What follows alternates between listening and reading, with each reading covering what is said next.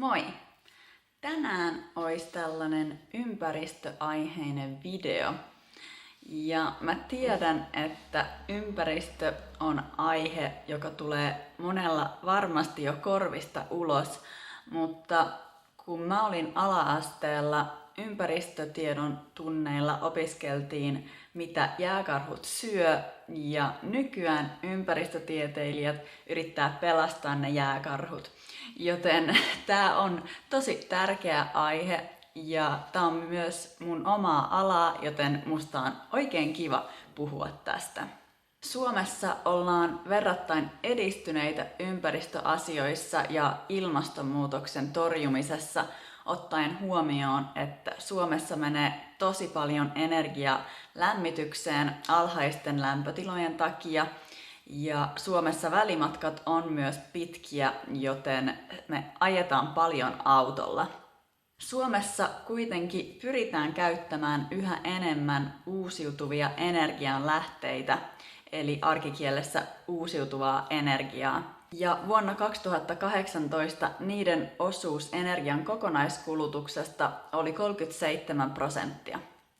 Tässä kannattaa kuitenkin ottaa huomioon se, että suurin osa tuosta määrästä oli bioenergiaa eli puuta. Ja vaikka Suomessa ollaan tosi kehittyneitä tällä alalla, niin kaikki puuteollisuus ei ole aina kestävän kehityksen mukaista. Toivottavasti mä en joudu pulaan tästä. Metsänhoito on nimittäin tosi herkkä aihe suomalaisille.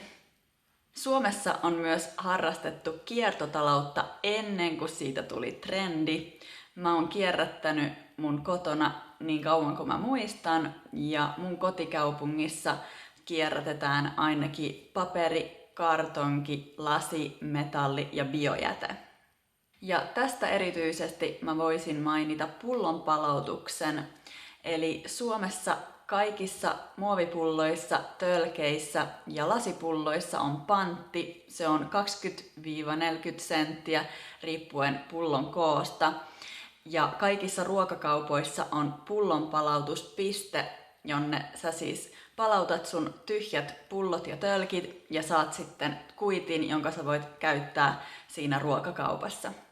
Suomessa ei siis koskaan heitetä pulloja roskiin, koska miksi sä heittäisit rahaa roskiin? Ja mun mielestä tää pitäisi ottaa käyttöön jokaisessa maassa, koska raha on tyyliin ainut asia, joka saa ihmiset tekemään ympäristötekoja.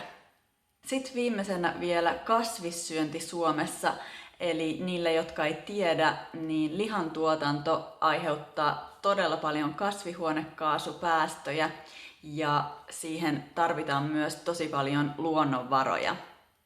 Ja kasvissyönti Suomessa on mun mielestä tehty tosi helpoksi. Kaupoissa on paljon erilaisia lihankorvikkeita, kuten soijanakkeja, härkistä tai nyhtökauraa, ja kaikissa ravintoloissa on aina kasvisruokavaihtoehtoja.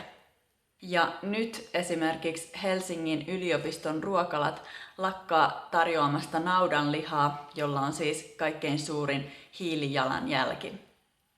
Okei, niin kuin varmaan huomasitte, tämän videon tarkoituksena ei ollut todellakaan saarnata teille ilmastonmuutoksesta, vaan antaa teille tosi hyvää ja ajankohtaista sanastoa.